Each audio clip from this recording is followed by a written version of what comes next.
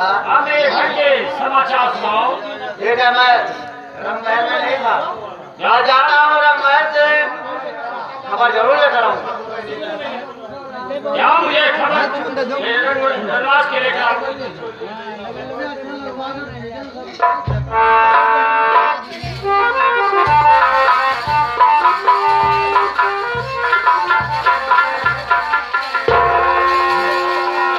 महाराज की जय हो। इस दौरान दरबार आपका खुशियों में खुशहाल है। हमारे धनवास का खुशखबरी लेकर आयो। हमारी दोनों रानियां खुशहाल है। सुनिए महाराज, मैं क्या खुशखबरी लेकर आया। सही बात है। हाँ, ये आवत अंगुरिया ना हो। राज जी आज का और सुनिए ताजी।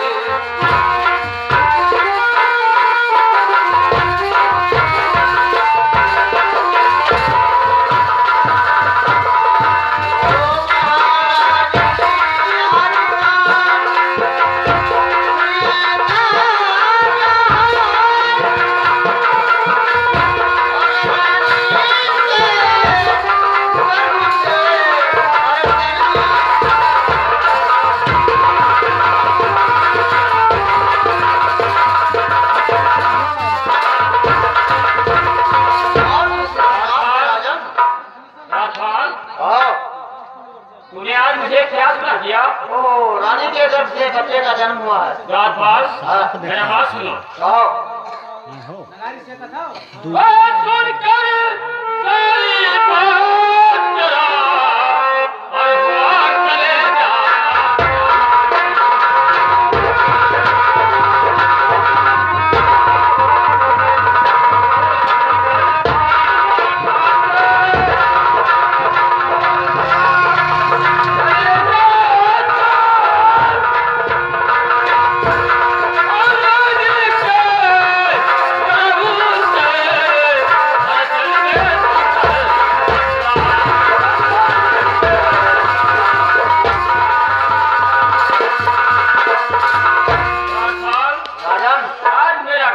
बहुत बड़ा हो गया।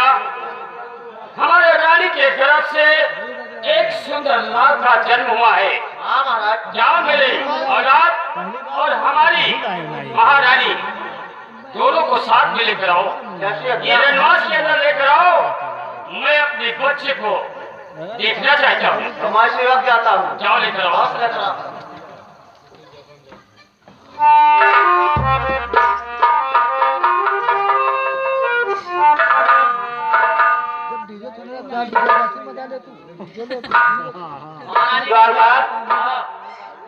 देखिए, चलो मुझे महाराज के पास चलिए। चलिए, पहले महाराज का पैर छुइए और बच्चे को भी छुइए। ठीक है, चलिए आइए हमारे साथ। चलो।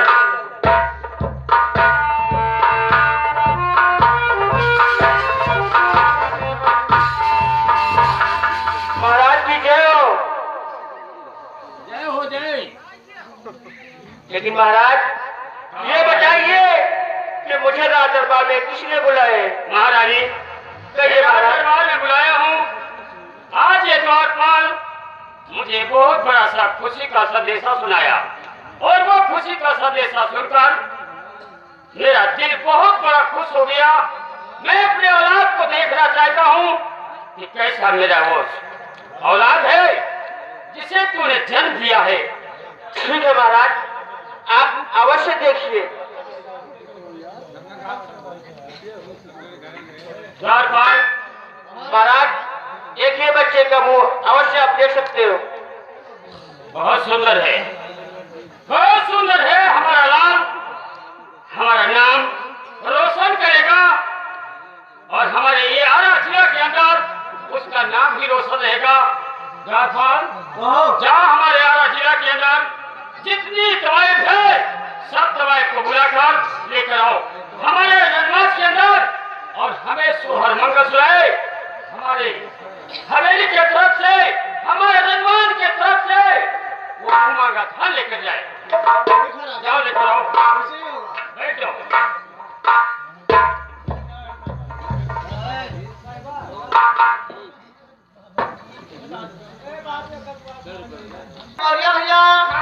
बच्चे के न्यौछावर में 11 रुपए दे रहे हैं, पार्टी सरकार दे रही है। लेकिन ऐसे तो और बढ़िया कौन सुनाएंगे?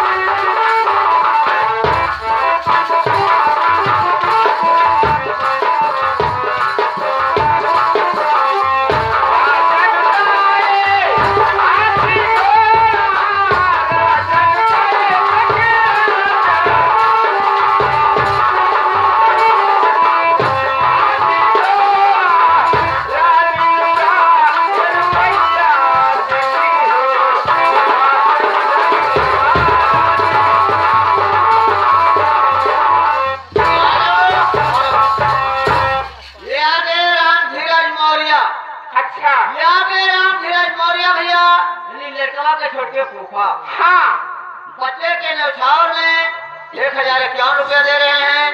देखिए देखो फूफा कहना क्या है, क्या है? और बढ़िया देहाती सोहा सुनाओ। हेलो